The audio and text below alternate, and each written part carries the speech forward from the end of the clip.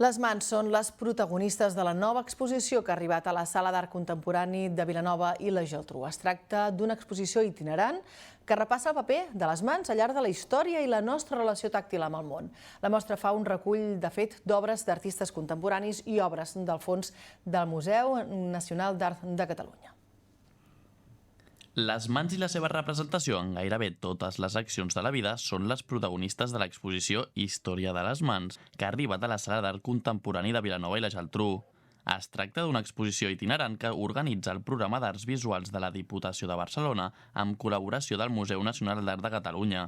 La mostra fa un recull d'obres d'artistes contemporanis i obres del fons del MNAC. En aquest diàleg entre obres d'artistes actuals i obres històriques ens permet fer un repàs sobre la història de les mans, que en el fons és també una mica la història de la humanitat, perquè a través de les mans els humans hem definit gairebé totes les activitats i els àmbits com de treball, de pensament, de comunicació, no?